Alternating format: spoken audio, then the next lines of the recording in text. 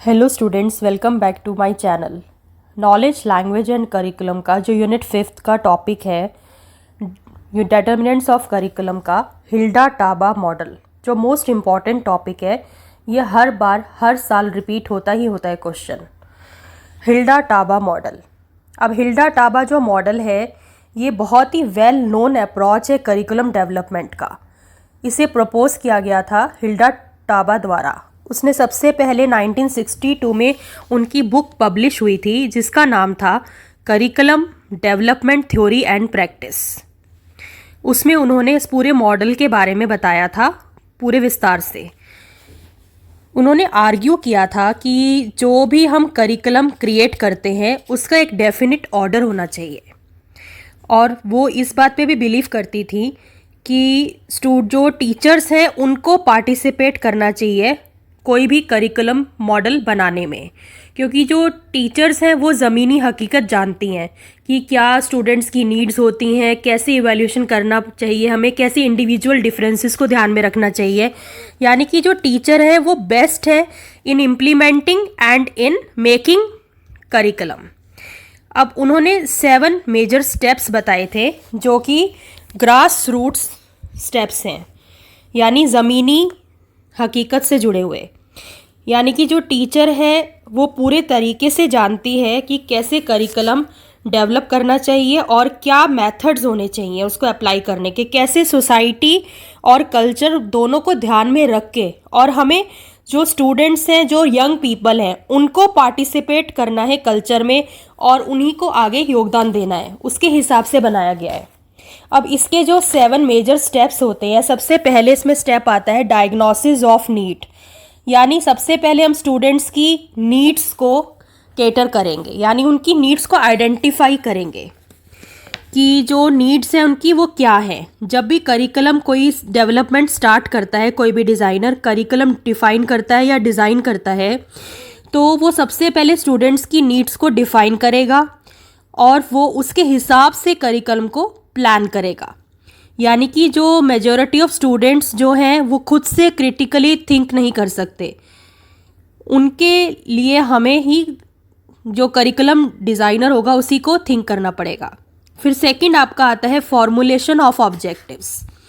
अब जब हमने आइडेंटिफाई कर ली नीड्स, तो फिर उसके हिसाब से उसी के ऊपर ध्यान देते हुए हम स्पेसिफाई करेंगे ऑब्जेक्टिव्स की, कौन से ऑब्जेक्टिव्स हम बनाएं और फिर उसको कैसे अकॉम्प्लिश करें।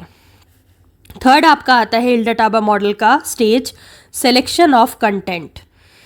यानी कि जब हमने नीड्स आइडेंटिफाई कर ली, फॉर्मुलेशन ऑफ ऑब्जेक्टिव्स कर लिया, अब हम सिलेक्शन ऑफ कंटेंट करेंगे।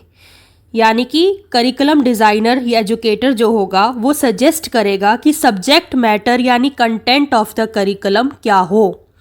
यानी कि जो भी हमारा ऑब्जेक्टिव है उसकी अकॉर्डिंग ही होना चाहिए और उसकी वैलिडिटी और सिग्निफिकेंस भी होनी चाहिए कंटेंट की।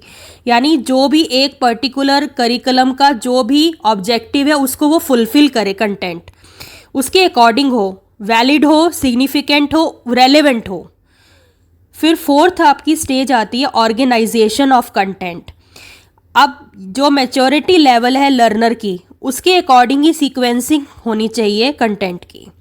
यानी कि जो स्टूडेंट्स हैं उनके एकेडमिक अचीवमेंट देखेंगे, इंटरेस्ट देखेंगे, मैच्योरिटी लेवल देखेंगे, उसके अकॉर्डिंग ही सीक्वेंसिंग होगी कंटेंट की। फिर फिफ्थ स्टेज आती है हिल्डा टाबा मॉडल की सिलेक्शन ऑफ लर्निंग एक्सपीरियंसेस। जो कंटेंट है उसको हम कैसे प्रेजेंट करेंगे, कितना ज़्यादा हम एंगेज कर सकते हैं उस कंटेंट से स्टूडेंट्स को, यानी कौन सा इंस्ट्रक्शनल मेथड हम अप्लाई करें जो इफ़ेक्टिव हो कि स्टूडेंट्स तक वो कंटेंट इफ़ेक्टिवली पहुंच जाए और लर्निंग प्रोसेस उनकी अच्छे से हो जाए।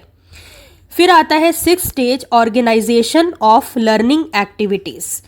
जैसे कंटेंट हमने सीक्वेंस किया, ऑर्गेनाइज किया, लर्निंग एक्टिविटीज़ हमने बताई कि कैसे हम उसकी इंस्ट्रक्शनल मेथड्स यूज़ करेंगे, उसी के हिसाब से हम सीक्वेंसिंग करेंगे activities determined by the content, कि कौन सी एक्टिविटीज़ हम डेटरमाइन करता है वो कंटेंट। कि जो टीचर है वो हमेशा माइंड में रखेगा कि पर्टिकुलर स्टूडेंट जो है उसको हम क्या पढ़ा रहे हैं और वो कैसे उसको ग्रैस्प कर रहा है। और फिर उसके बाद आता है evaluation and means of evaluation, ये 7th पॉइंट है, 7th स्टेज है हिल्डा टाबा मॉडल की।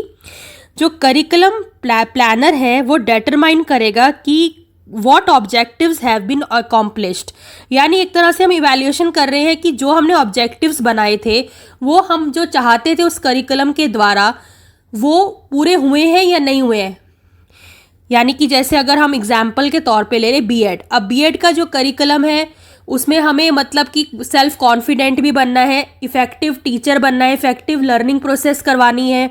यानी अगर हम at the end of the, जैसे कि अब आपका कल एग्ज़ाम है, at the end of the अगर हम सोचें कि वो अकॉम्प्लिश हुए हैं या नहीं हुए हैं। अब इवैल्यूएशन प्रोसीजर्स जो है इस तरीके से हम डिज़ाइन करेंगे कि हम उससे इवैल्यूएट कर सकें लर्निंग आउटकम्स जो हम चाहते थे कि बच्चे ने एक्वायर किया है या नहीं किया है। यानी इवेंचुअली इसके 7 स्टेजेस हैं। फर्स्ट आता है आपका डायग्नोसिस ऑफ नीड्स, सेकंड आता है फॉर्मुलेशन ऑफ ऑब्जेक्टिव्स, थर्ड आता है सिलेक्शन ऑफ कंटेंट, फोर्थ आता है ऑर्गेनाइजेशन ऑफ कंटेंट, फिफ्थ आता है selection of learning activities, sixth आता है ऑर्गेनाइजेशन ऑफ लर्निंग एक्टिविटीज़, 7 आता है evaluation and means of evaluation. अब इसमें हर जगह टीचर की इनपुट है, क्योंकि जैसा कि हिल्डा टाबा ने बताया था कि जो टीचर है वही इफ़ेक्टिवली ज़मीनी तौर पे ग्रास रूट लेवल पे बच्चे के बारे में जान सकती है और बहुत ही अच्छा इम्प्लीमेंट कर सकती है और डेवलप भी कर सकती है करिकुलम को।